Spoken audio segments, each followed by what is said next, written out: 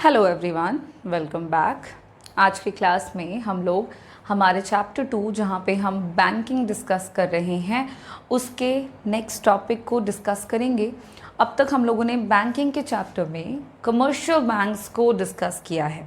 Commercial banks के meaning से लेकर के उनके फंक्शंस और मेजर फंक्शंस तो हमने देखे ही देखे हैं, प्राइमरी फंक्शंस और सेकेंडरी फंक्शंस। आफ्टर दैट हम लोगों ने एक इम्पॉर्टेंट टॉपिक डिस्कस किया विच इज़ मनी क्रिएशन और you can say credit creation, और उससे रिलेटेड एक topic which is money multiplier. That was our last topic जो कि हम लोगों ने हमारे प्रीवियस क्लास में डिस्कस किया था। उससे रिलेटेड न्यूमेरिकल क्वेश्चंस भी हम लोगों ने डिस्कस किए थे और अब हम उसके आगे के टॉपिक को डिस्कस करेंगे, यानी कि इस चैप्टर का second important topic which is central bank. सबसे पहले बात करेंगे सेंट्रल बैंक का मतलब क्या है, मीनिंग, और सेंट्रल बैंक के फंक्शंस क्या क्या होते हैं हम ये देखेंगे। चलिए शुरू करें आज के क्लास को, जहाँ पे बात करेंगे सेंट्रल बैंकिंग के बारे में।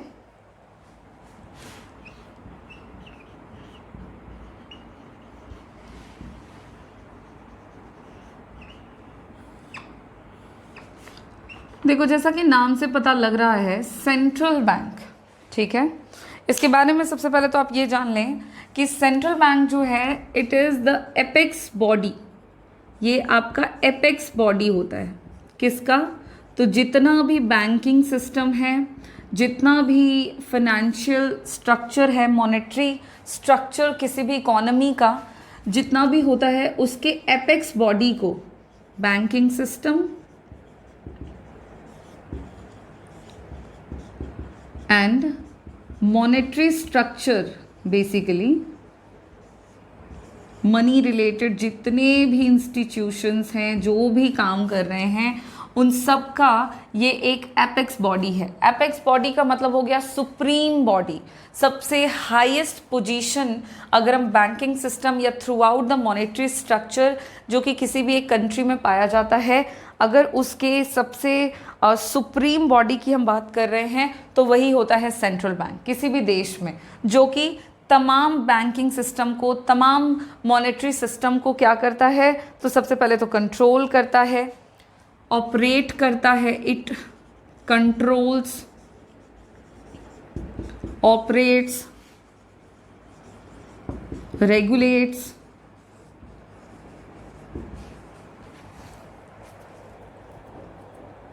एंड डायरेक्ट्स, और डायरेक्शन भी देता है, directs the entire banking system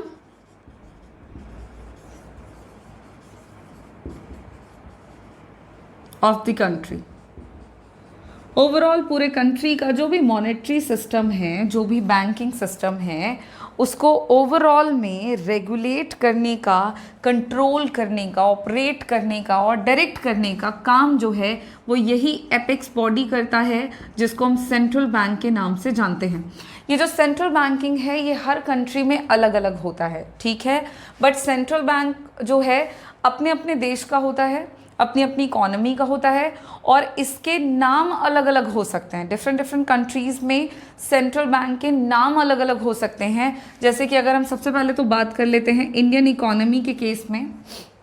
in case of India, India में जितने भी फाइनेंशियल ट्रांजैक्शंस वगैरह होते हैं वो सब किसके द्वारा हो रहे हैं? तो इंडिया के सेंट्रल बैंक को हम रिजर्व बैंक ऑफ इंडिया के नाम से जानते हैं, जिसको हम शॉर्ट में RBI कहते हैं, ठीक है। It is known as Reserve Bank of India in the Indian economy which is in short form known as RBI। It is the central bank of the country. हर एक डेवलपिंग कंट्रीज़ के अपने अपने central bank होते हैं, ये भी आप याद रखेंगे, और डिफरेंट कंट्रीज़ में सेंट्रल बैंक के नाम जो हैं वो अलग अलग हो सकते हैं, ठीक है। जैसे कि अगर एग्जाम्पल के तौर पर देखें तो अच्छा, वो हम थोड़ा एक स्टेप के बाद देखते हैं। सबसे पहले हम रिजर्व बैंक ऑफ इंडिया की थोड़ी हिस्ट्री पर आते हैं कि इंडिया में रिजर्व बैंक ऑफ इंडिया जो है इसका स्टैब्लिशमेंट कब हुआ है, ये कब से फंक्शन कर रहा है, और वगैरह वगैरह इस तरह की बातें। तो जो स्टैब्लिशमेंट हुआ है RBI का वो हुआ है आपका 1 अप्रैल 1935 में। ठीक है, 1 अप्रैल 1935 में आरबीआई का स्टैब्लिशमेंट इंडियन इकोनॉमी में हुआ है, और इसका स्टैब्लिशमेंट जो हुआ है वो under the act, under the reserve Bank of India act 1934 के अकॉर्डिंग हुआ है।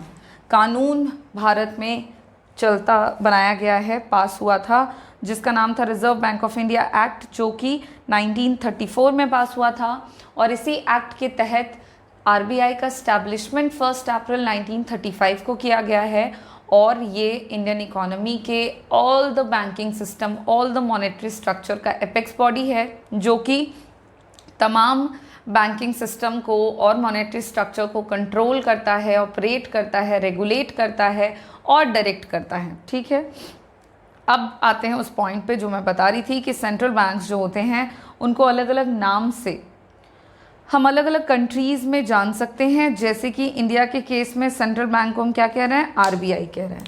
वहीं पर अगर हम यूके की बात करें तो यूके में, मैं एग्जांपल बस दे रही हूँ आपको, कि यूके में जो सेंट्रल बैंक है उसको हम कहते हैं बैंक ऑफ इंग्लैंड। ठीक है, उसको हम बैंक ऑफ इंग्लैंड के नाम से जानते हैं।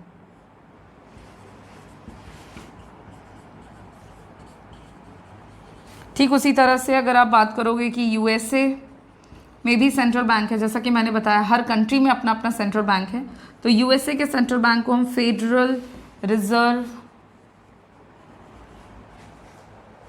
बैंक, फेडरल रिजर्व सिस्टम के नाम से जानते हैं।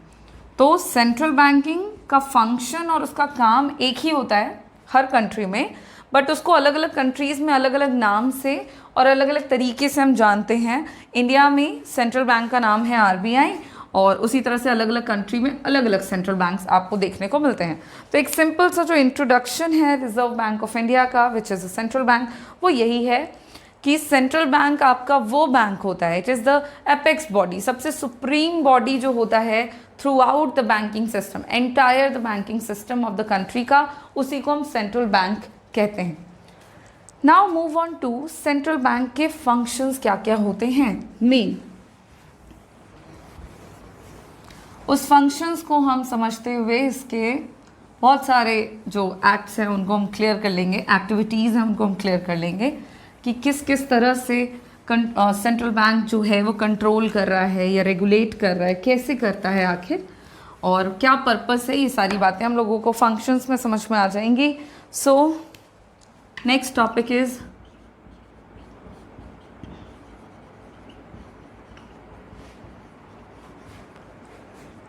Functions of central bank.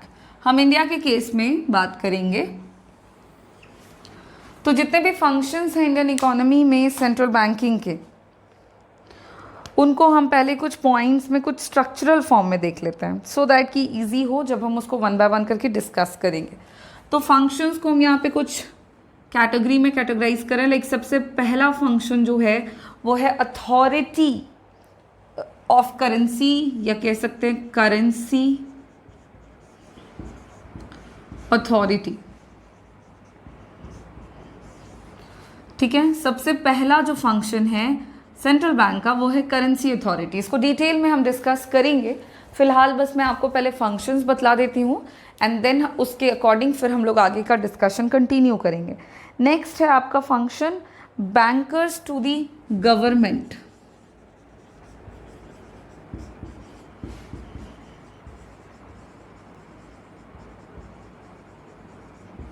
ठीक है, बैंकर्स टू दी गवर्नमेंट। उसके बाद है आपका नेक्स्ट फंक्शन सेंट्रल बैंक का, which is bankers bank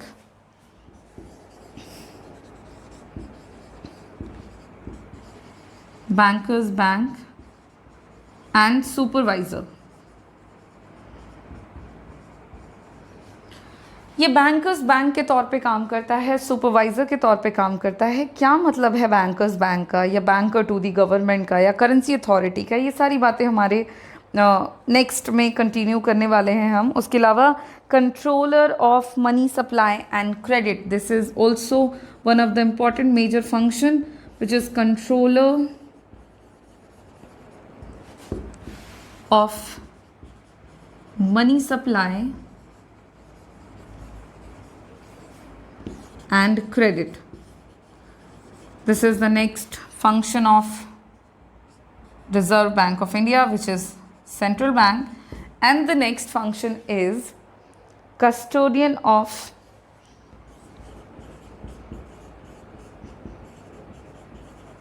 foreign exchange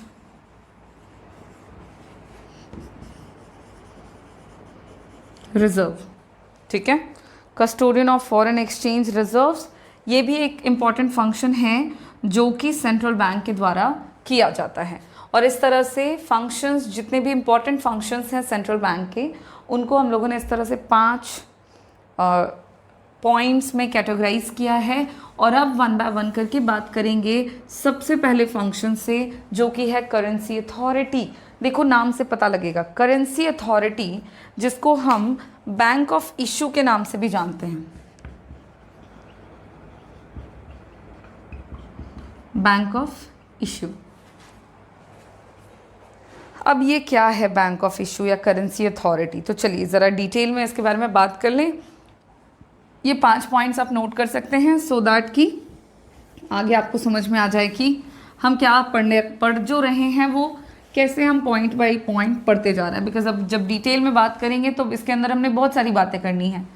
सबसे पहला जो फंक्शन है that is banks of issue. एक तो नाम से जो पता लग रहा है, करेंसी अथॉरिटी मतलब bank of India, reserve Bank of India which is RBI और अ सेंट्रल बैंक, उसका सबसे पहला और सबसे इम्पॉर्टेंट फंक्शन है कि वो नोट्स को प्रिंट कर सकता है। ठीक है, करेंसी जारी कर सकता है। देखो, central bank has the sole authority for issue of currency in the country। ध्यान दीजिएगा, central bank has the soul authority. अब ये सोल अथॉरिटी का मतलब है कि इसके पास ये एकमात्र ऐसा सिस्टम है जिसके पास, मतलब इकलौता यही है पूरे देश में जो कि करेंसी को इशू कर सकता है। Soul authority of issue of currency in the country. पूरे देश में नोटों की जो छपाई का काम है वो एकमात्र सेंट्रल बैंकिंग के द्वारा किया जाता है।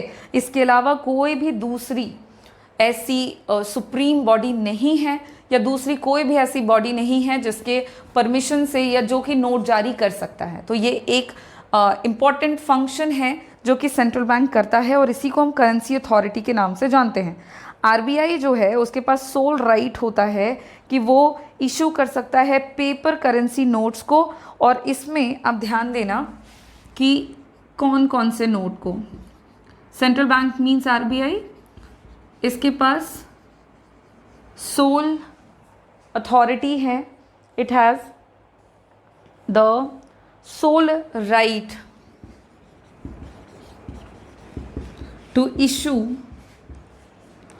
Paper currency. जितने भी पेपर नोट्स हैं, पेपर करेंसी, इसमें ध्यान देने वाली बात यह है कि पेपर करेंसी की जहाँ पे बात होगी तो 1 रुपये का जो नोट है वो RBI प्रिंट नहीं करता है। पेपर करेंसी सब करेगा, जितने भी पेपर नोट्स हैं आपके वो सारे RBI के द्वारा ही जारी किए जाते हैं। बट 1 रुपये के नोट को छोड़कर और जितने भी कॉइन्स हैं उनको छोड़ करके, 1 रुपये नोट एंड कॉइन्स, ये जो है ना, इन दोनों को छोड़ करके जितने भी पेपर करेंसीज हैं सबको इशू करने का एकमात्र अधिकार RBI के पास है, जो कि हमारे कंट्री का सेंट्रल बैंक है। And this function is known as currency authority. ये जो आप बोलोगे कि ये 1 रुपये नोट और कॉइन्स कौन प्रिंट कर रहा है, तो ये हम लोगों ने प्रीवियस क्लास में पढ़ा हुआ है। ये हम लोगों ने पढ़ा हुआ है ऑलरेडी मनी के चैप्टर में, विच इज फाइनेंस मिनिस्ट्री। जो फाइनेंस मिनिस्ट्री है गवर्नमेंट ऑफ इंडिया के द्वारा 1 रुपी नोट और कॉइन्स को इशू किया जाता है मिनिस्ट्री ऑफ फाइनेंस के द्वारा। अदरवाइज इन दोनों के अलावा जितने भी पेपर नोट्स हैं, पेपर करेंसीज हैं, 2 रुपए के नोट से लेकर 5 रुपए, 10 रुपए, 50 रुपए, 20 रुपए, 100, 500, 2000 जितने भी हैं वो सब के सब आरबीआई के द्वारा ही इशू कराए जाते हैं। और ये एक इम्पॉर्टेंट फंक्शन है जो कि आरबीआई करता है। ऑल द करेंसीज जो होते हैं वो आरबीआई के द्वारा इशू किए जाते हैं। इट्स मॉनेटरी लाइबिलिटी, उसके मॉनेटरी लाइबिलिटी के थ्रू, यानी कि मॉनेटरी लाइबिलिटी बोलने का क्या मतलब हुआ कि सेंट्रल बैंक जो होता है वो ऑब्लाइज्ड होता है to back the currency with assets of equal value to enhance the public confidence in paper currency. देखो, आरबीआई ने नोट जारी कर दिया, हमें कैसे फेथ होगा कि उस करेंसी का जो वैल्यू है वो सही है? वैसे तो होगा कि गवर्नमेंट ने किया है, बट आरबीआई जो भी नोट इशू करती है, जो भी करेंसी जारी करती है, उसके बदले में वो कुछ एसेट्स जो हैं वो रखती है इक्वल वैल्यू के हिसाब से।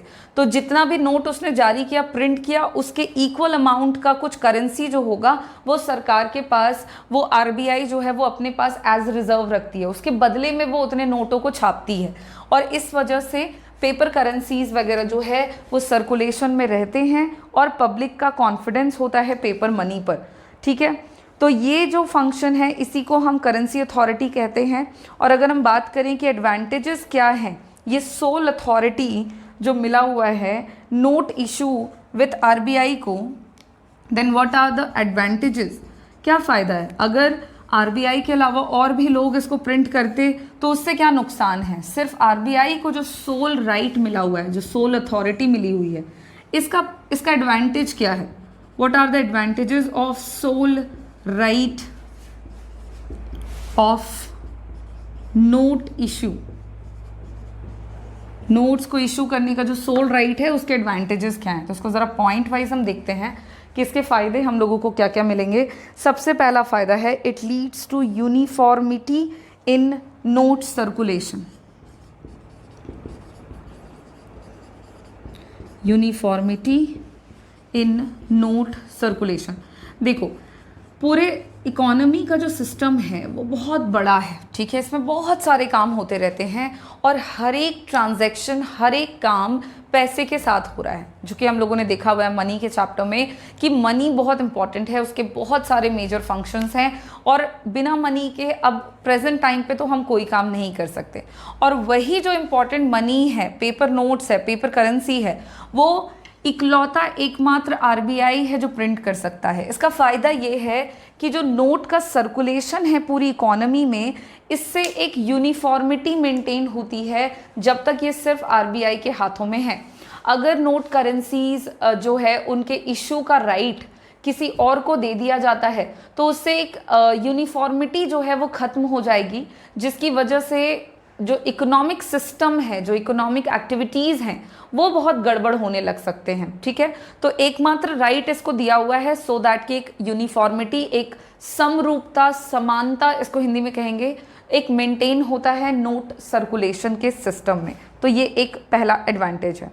दूसरा एडवांटेज है कि it gives the central bank power to influence money supply because currency with public is a part of money supply. देखो, इससे क्या होता है कि सेंट्रल बैंक को एक तरह का पावर मिल जाता है। और कैसा पावर मिल जाता है? To control money supply. जो इकोनॉमी में ओवरऑल मनी की क्वांटिटी है, ध्यान दो, मनी सप्लाई पढ़ चुके हैं, the total quantity of money in the circulation, जिसमें हम क्या ले रहे थे? तो मनी सप्लाई को मेजर करने के 4 तरीके थे, याद करें, M1, M2, M3, M4।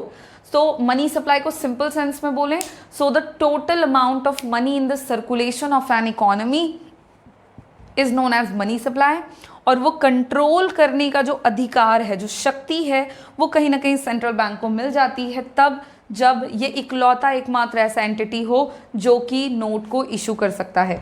अगर पैसा जो है वो चूंकि पब्लिक के पास होता है, तो अगर सेंट्रल बैंक के अलावा भी और लोगों के पास या अदर इंस्टीट्यूशंस के पास ये राइट हो कि वो भी नोट को प्रिंट कर सकते हैं, इशू कर सकते हैं, तो उस केस में होगा क्या कि जो मनी सप्लाई है ना वो अनकंट्रोल हो जाएगा, वो कंट्रोल से बाहर चला जाएगा, जिसकी वजह से मनी सप्लाई चेंज होगा तो बहुत सारे अप्स एंड डाउन्स इकोनॉमी में देखने को मिलेंगे और बहुत सारे इकोनॉमिक प्रॉब्लम्स और सिचुएशंस अराइज हो जाएंगे। So it is necessary to control और maintain the supply of money in the economy.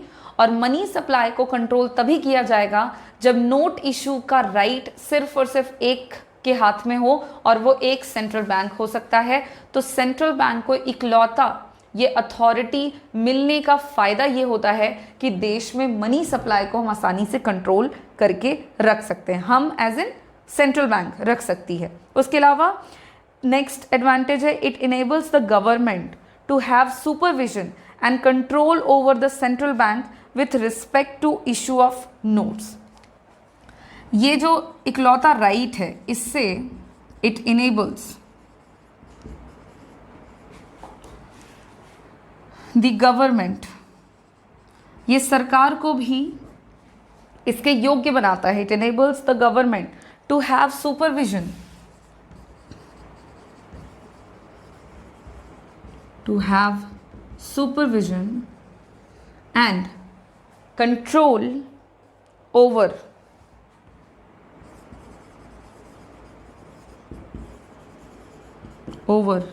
The central bank. अब सेंट्रल बैंक को गवर्नमेंट क्यों कंट्रोल करेंगे भाई, किस रिस्पेक्ट में, तो central bank with respect to issue of notes. ध्यान दीजिएगा इस बात पे, चूंकि सेंट्रल बैंक एकमात्र ऐसा बॉडी है, एपेक्स बॉडी, जो कि क्या कर सकता है, नोट को इशू कर सकता है। तो सबको मालूम है कि सेंट्रल बैंक को ही इकलौता ये काम करना है। इससे आसानी होती है सरकार को, सरकार इस वजह से इतने योग्य हो पाते हैं कि वो सेंट्रल बैंक को सुपरवाइज कर सके और तो और उनको कंट्रोल कर सके, किसके रिस्पेक्ट में, तो with respect to issue of notes. क्योंकि नोट्स को इशू करने का राइट आरबीआई के पास है, बट आरबीआई भी अनलिमिटेड अपने तरीके से काम नहीं कर सकता है, सारी चीज़ें एक दूसरे के साथ मेंटेन होती है, एक दूसरे पर डिपेंड करती है। तो गवर्नमेंट जो है, चूँकि अल्टीमेटली देश की बागडोर सरकार के हाथों में है और देश के अंदर ही आरबीआई भी आ रहा है, but they are the different body from the government. तो गवर्नमेंट भी आरबीआई को आसानी से सुपरवाइज कर पाते हैं, आसानी से कंट्रोल कर पाते हैं कि भाई लिमिट से ज़्यादा वो भी प्रिंट ना करे, लिमिट में ही प्रिंट करे। तो इस तरह के सारे काम सरकार कर पाती है जस्ट बिकॉज कि सिर्फ और सिर्फ ये सोल राइट आपके आरबीआई को मिला हुआ है।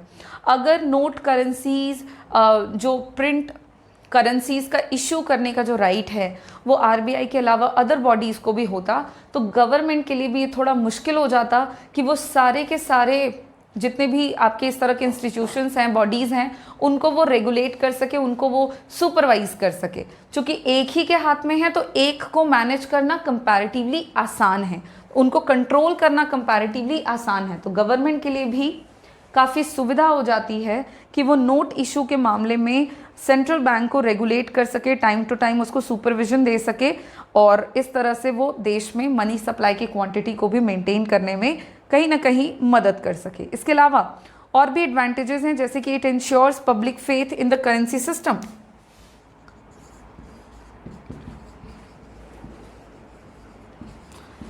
It ensures public faith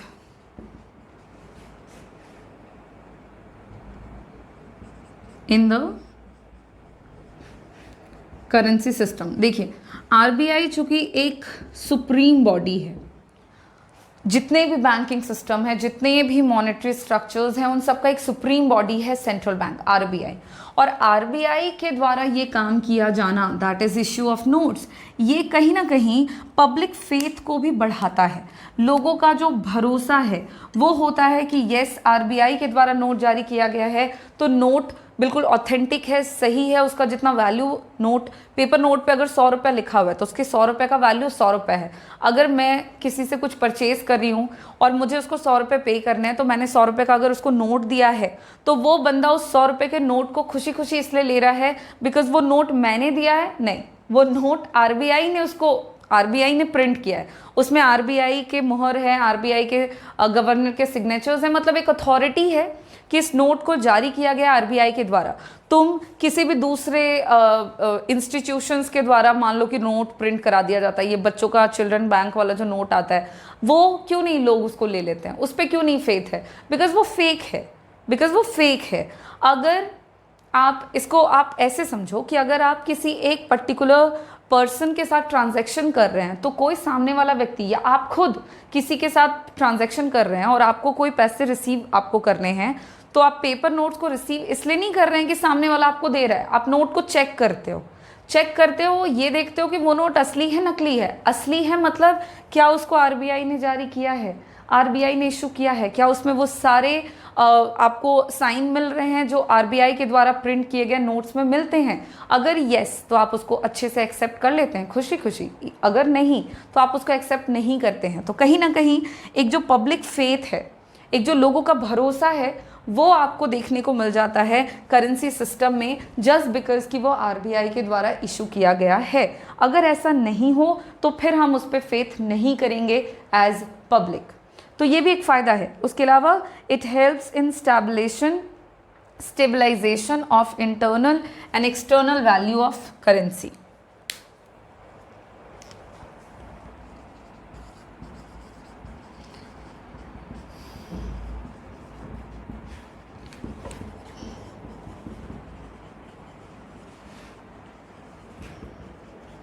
external and internal value of currency.